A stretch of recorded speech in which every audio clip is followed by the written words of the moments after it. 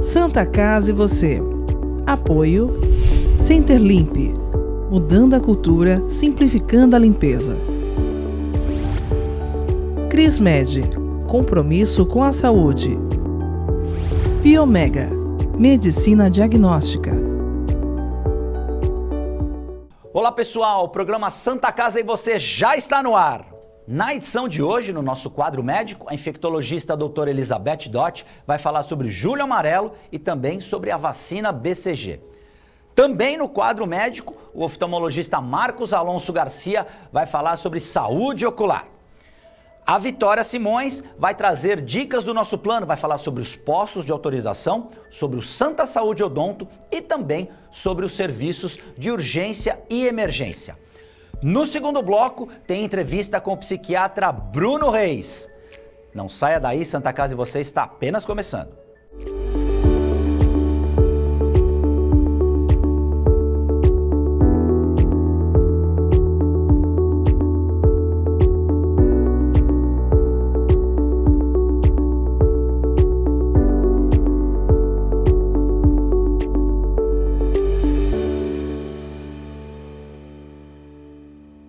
Santa Casa e você já está de volta? Você sabia que julho é o mês dedicado à prevenção das hepatites virais? Pois esse é o tema do nosso quadro médico com a doutora Elizabeth Dott, médica infectologista.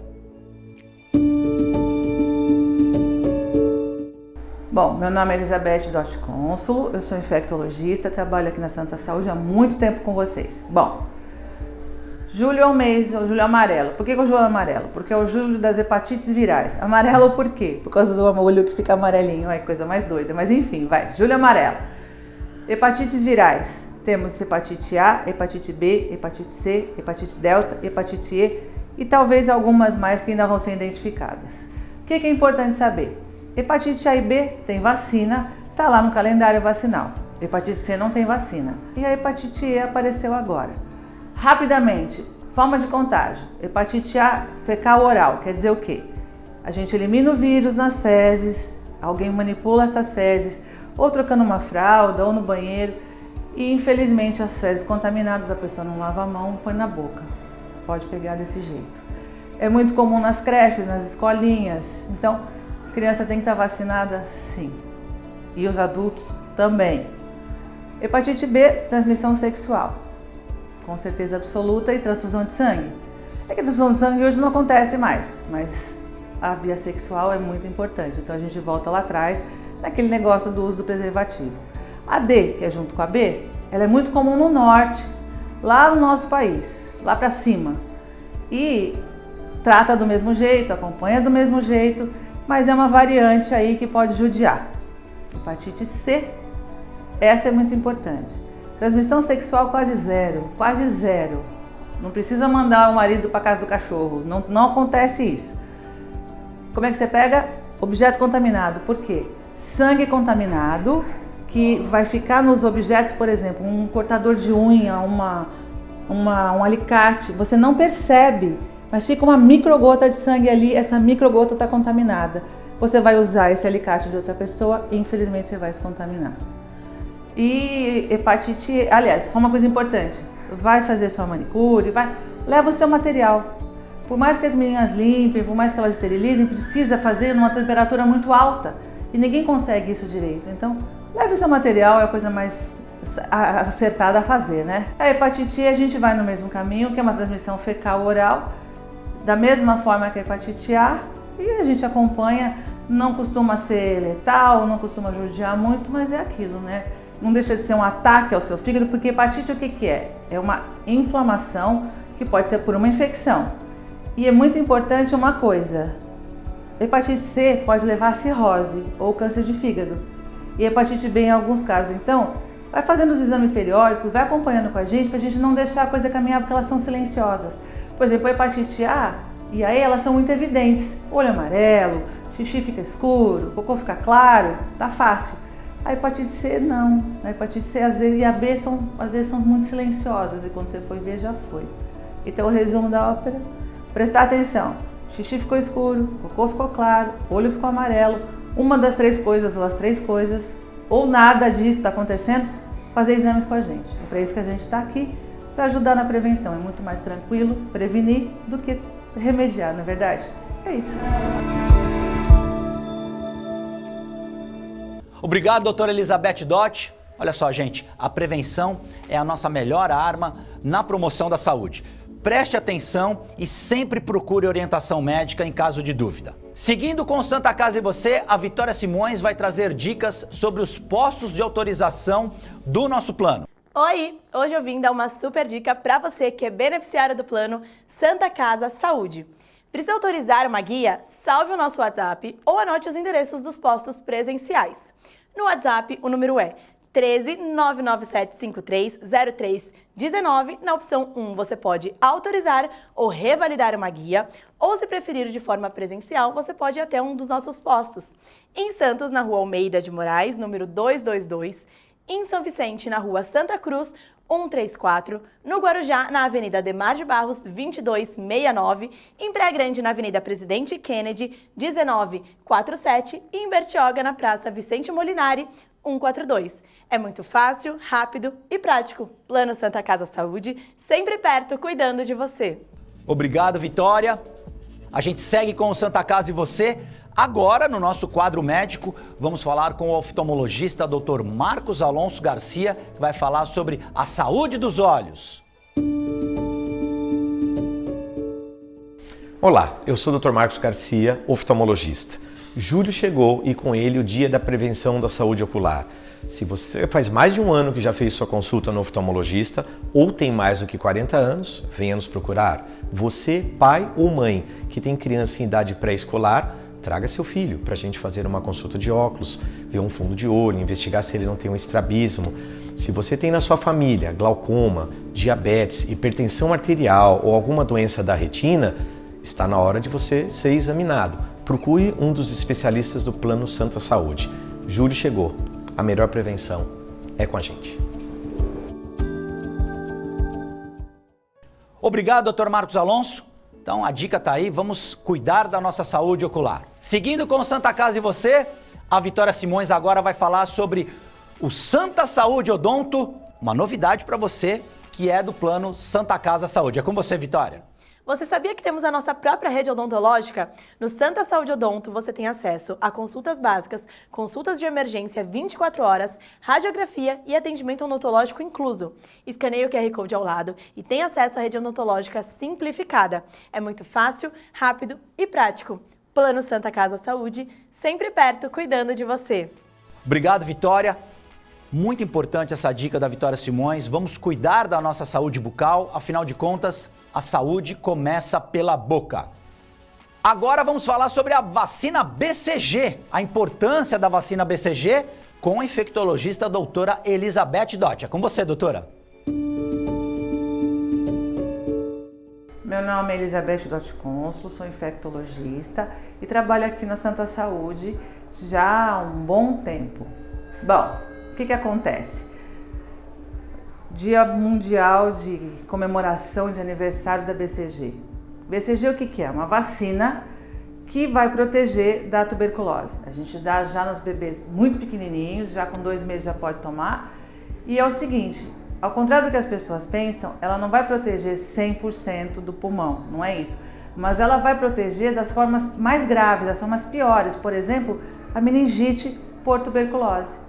Então, é uma coisa assim, é muito importante vacinar, não pode deixar, não pode perder a data. Vai, vacinou, não vacinou, o que aconteceu? Não tá na dúvida? Vai revacinar, mas nunca, jamais uma criança pode ficar sem essa vacina. Ela é muito importante. Em alguns adultos imunossuprimidos, que tem uma doença mais grave, mais séria, até com mais idade a gente até refaz. Mas normalmente é na bebezada que a gente faz a vacinação. E ela é muito importante. Outra coisa que é importante, quando você for levar seu filho para vacinar, aplicou a dose toda? Ótimo. O que eu tenho visto? Alguma criança se mexe, não sei o quê, e perde um pouco da dose. Se perder um pouco da dose, dá 6 meses e refaz a dose, tá certo? Então não pode. Tem que vacinar o bebê e não pode deixar de forma nenhuma faltar essa vacina. Ela é muito importante. Importante essa dica da doutora Elizabeth Dott. Vacine seu filho, vacine sua filha. A BCG está aí. É importante que você atualize a caderneta de vacinação do seu filho e da sua filha. Seguimos com o Santa Casa e você. Agora a Vitória Simões vai falar sobre os serviços de urgência e emergência do nosso plano. É com você, Vitória. Já conhece o nosso serviço de urgência e emergência? No Santa Saúde Urgência e Emergência você terá acesso ao aconselhamento médico por telefone 24 horas, atendimento pré-hospitalar e transporte interhospitalar. Aproveita e já anota o número 0800 941 4171.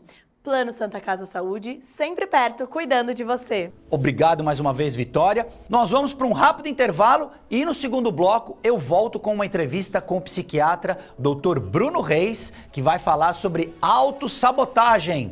Você sabe o que é isso? Fique com a gente, Santa Casa e você volta em instantes.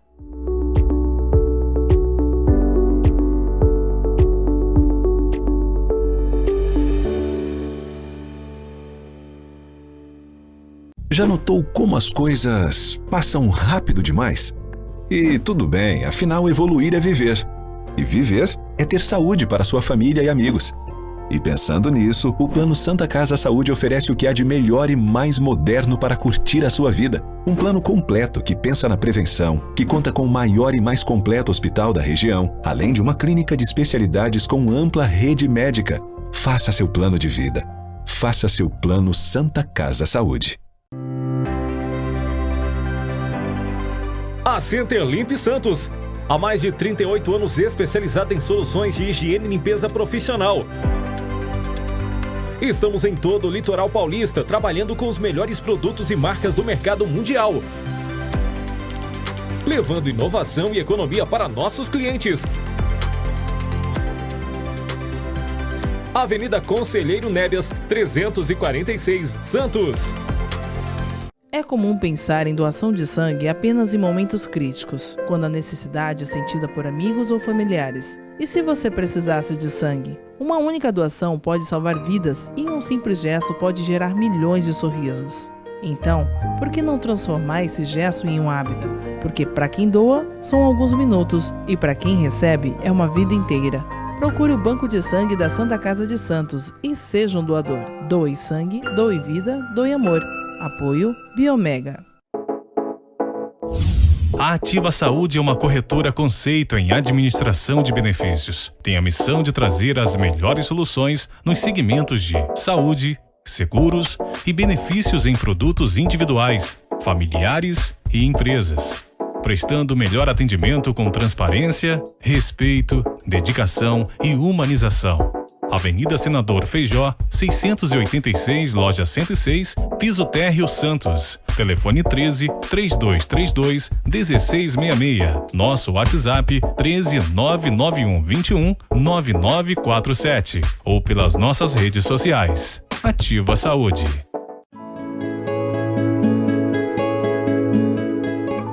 A Crismed Comercial Hospitalar orgulha-se de ser considerada uma referência no ramo médico hospitalar, atuando há mais de 20 anos no mercado, com comprometimento, competência e excelência no atendimento aos clientes. Crismed, compromisso com a saúde.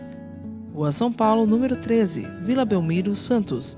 Acesse o site www.crismed.com.br.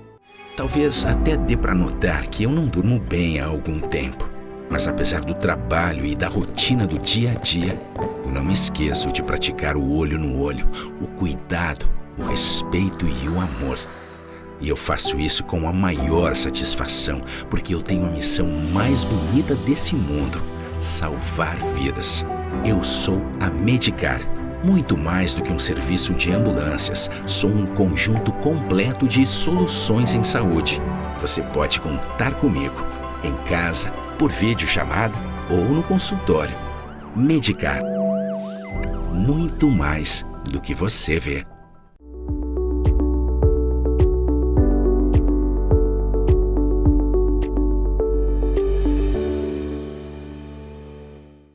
Já estamos de volta com Santa Casa e você. Agora, no segundo bloco, uma entrevista com o médico psiquiatra Dr. Bruno Reis.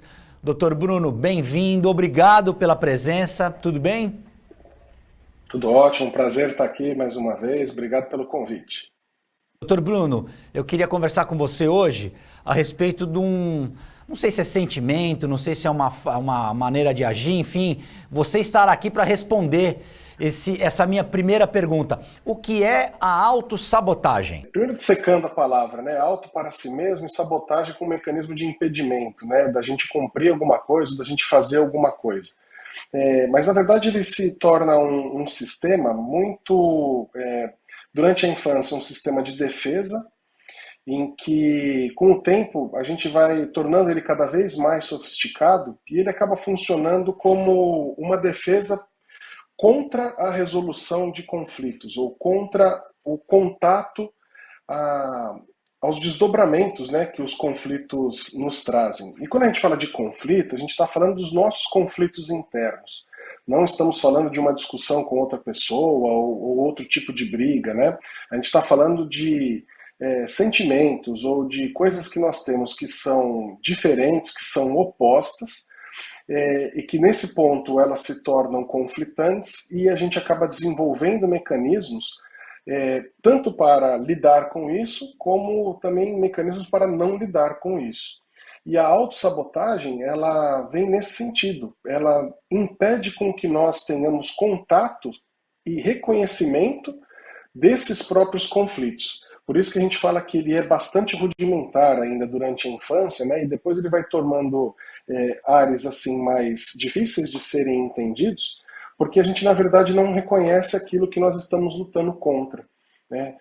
Quando a gente fala da autossabotagem, né? Fala assim, por exemplo, eu tento fazer uma dieta, não consigo, não é? No meio do caminho eu acabo parando, ou então, eu quero entrar numa faculdade e acabo não conseguindo estudar ao longo do tempo para conseguir entrar nesse curso, né? Então isso demanda tempo e percepção muito boa para a gente conseguir entender essas repetições e ver isso como um movimento de autossabotagem. A autossabotagem, ela está associada de alguma forma à depressão?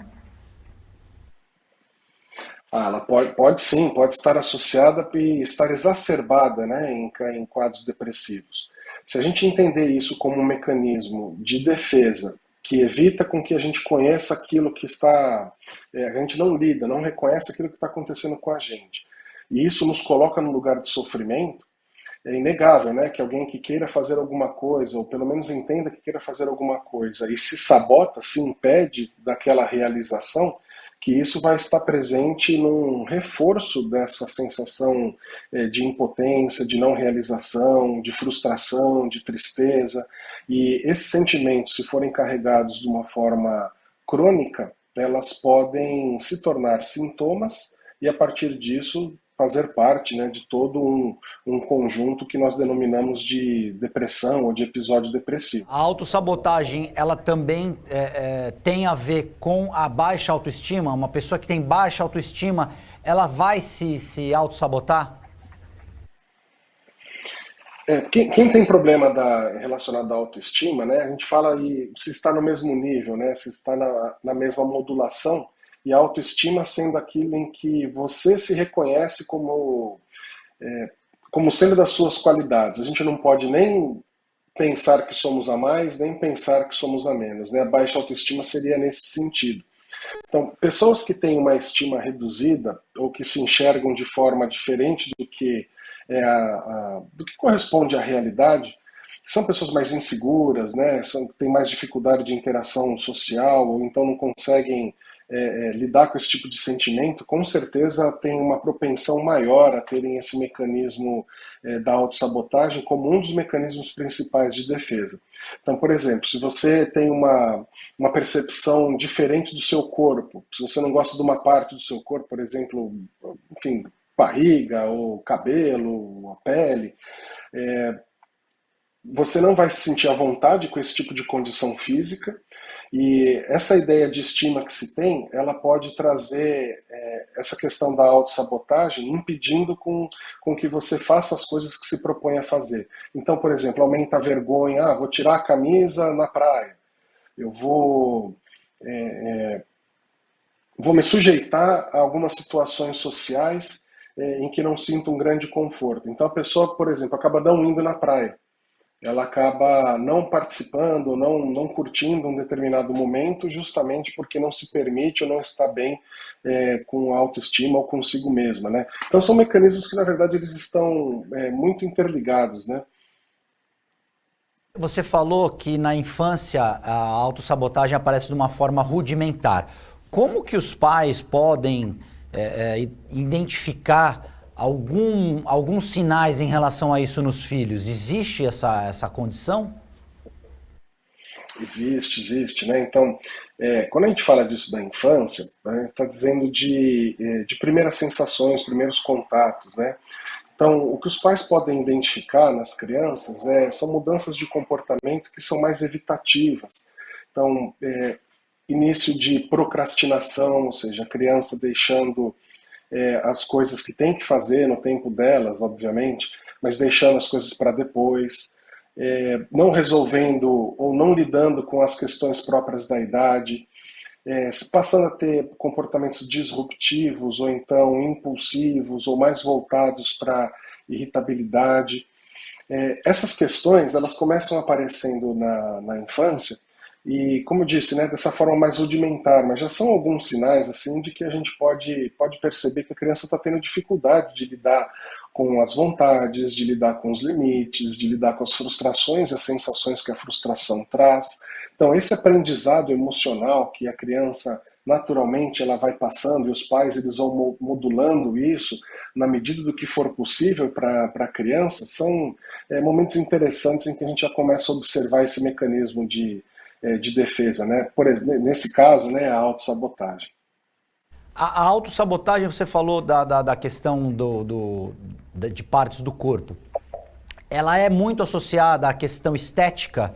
Você no consultório, por exemplo, tem muitos, ou tem conhecimento de casos de pessoas que, por se acharem, não se acharem enquadradas em determinado modelo de beleza, ou enfim, não se encaixam em determinados modelos, elas passam a se autossabotar. Eu sou feio, por eu ser feio, por eu não gostar de uma parte do meu corpo, então eu vou evitar de ir em tal lugar, ao invés de tentar atacar esse problema de frente. Ou seja, eu tenho um problema eu não gosto da minha barriga, então eu vou entrar numa academia, vou tentar perder um pouco de peso para melhorar essa situação.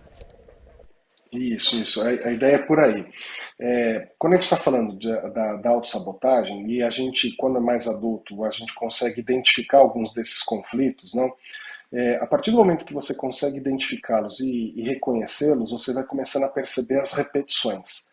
Então, existem vários tipos, né, de autossabotagem. Então, na idade adulta, é comum a procrastinação, de deixar as coisas para depois, é comum a posição também da vitimização, né, em que a gente justifica algum tipo de sofrimento e, ao mesmo tempo, a gente está buscando um reforço positivo ou um reconhecimento por conta desse tipo de sofrimento. Então, quando a gente está falando disso, temos que entender que é um mecanismo natural nosso de impedimento de realização daquilo que a gente deseja. Então, qual que é por exemplo, nesse da camisa, de barriga para fora, ou alguma parte do corpo, né? Qual que é o objeto de realização ali? Eu gostaria de me sentir à vontade sem camisa na praia e me sentir à vontade com o meu corpo. A autossabotagem vem nisso, ela nos impede de ir à praia, nos impede de realizar o nosso desejo, funcionando como um mecanismo de defesa. E qual que seria ali o nosso conflito? Como que eu vou lidar com a situação de ficar sem camisa na praia? Então, esse modelo, nesse exemplo, a gente consegue aplicar a diversas, inúmeras outras situações. A gente pode ver isso no trabalho, então a pessoa, não estou muito afim de trabalhar hoje porque vou ter que resolver algo muito complicado lá e acaba faltando no trabalho, né, o absenteísmo. A gente pode ter também a questão da negação, a gente nem entrar em contato com alguma coisa que a gente precisa de resolução porque nós temos receio do fracasso, de não conseguir lidar com a falha ou da não resolução daquele conflito. E olha, a gente está falando de quando os conflitos eles não são conscientes, hein? Quando a gente consegue identificar aquilo que está acontecendo. Imagina quando esse comportamento ele é inconsciente, né? O tamanho do estrago que ele pode fazer, que ele pode causar na existência da pessoa. Então, eu acho que todos esses comportamentos eles acabam levando para um ponto só, viu, que é importante da gente falar. O ponto da evitação, de não lidar com a frustração, de não lidar com os sentimentos ruins, não lidar com a ideia que nós temos do julgamento dos outros ou como os outros nos veem, né? A ideia é que a gente consiga balancear, equilibrar bem essas sensações, se deslocar de um lugar que a gente se ache tão importante, não é? E que a gente possa lidar melhor com as nossas limitações, com as nossas frustrações. Doutor Bruno, quando você fala na procrastinação, na questão de jogar o problema para frente, a gente, por exemplo, poderia enquadrar nesse tipo de autossabotagem o entregar os pontos antes do jogo, ou seja, você ainda nem entrou em campo e você já está se sentindo derrotado. Exato, muito bem colocado, né? Muito bem colocado. É quando a gente imagina, né, aquela situação que temos que resolver um conflito, a gente nem entra, né? Já evita, né? Eu acho que a ideia é essa, evita. Nessa situação, então, a gente deixa a resolução daquela questão que precisa ser resolvida largada no tempo. E aquilo vai durando, vai criando corpo, vai ficando mais presente, vai incomodando mais, né? E a única resolução que a gente acaba tendo é essa conduta evitativa, né? Deixando para depois ou deixando para lá e não resolvendo, né? Mas a situação ela continua ali, a guerra ela continua ali, a gente continua muitas vezes se preparando, a gente continua buscando mecanismos aí para conseguir lidar com isso, mas na hora H, né? Na hora da resolução a gente acaba não conseguindo fazer, né? E veja como isso é impeditivo de realização de tantas coisas, né? Então isso pode vir em representações de medo, representações de fobias, de crenças limitantes também, e todas elas funcionando de uma maneira em que nós acabamos sendo os maiores inimigos das nossas realizações, tanto pela dificuldade de lidar com o fracasso, quanto também da incredulidade de aceitar o sucesso. Olha só o lugar em que o ser humano ele se coloca, né? Como são os complexos, não? Eu ia falar justamente isso, a complexidade. A pessoa que se autossabota, ela é já uma pessoa negativa? É aquela pessoa pessimista? A personalidade dela é dessa forma ou ela age só em relação às questões que envolvem ela? Quando a gente fala desse pessimismo ou da própria autossabotagem, né? Assim, ela pode ser algo crônico que acompanha essa pessoa como uma característica dela, ou ela pode estar mais evidente em alguns momentos, né? Então, como a gente tinha conversado antes, em episódios depressivos, por exemplo, é comum que a gente veja a vida ou enxergue as coisas pelo viés pessimista, negativista, depressivo, né? E aí eu acho que exacerba, né? Ela fica mais presente a questão da autossabotagem.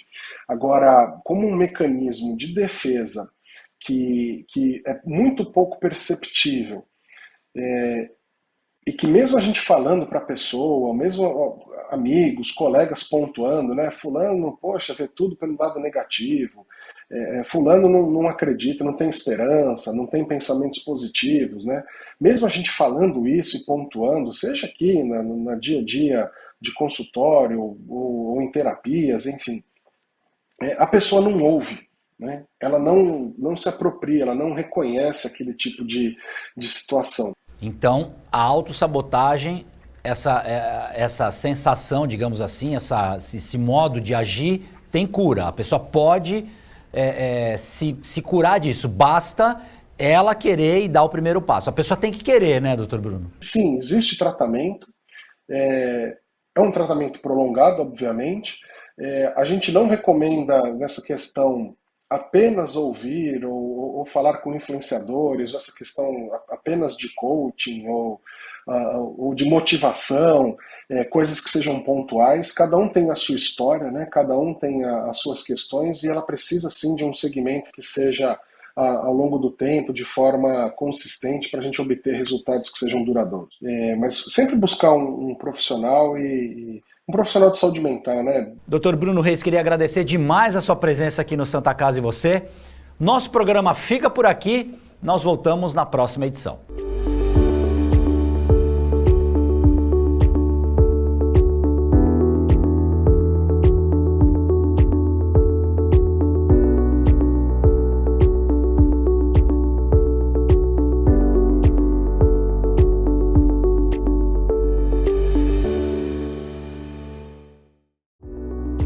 Santa Casa e você. Apoio Center Limp, mudando a cultura, simplificando a limpeza. Crismed, compromisso com a saúde. Biomega, medicina diagnóstica.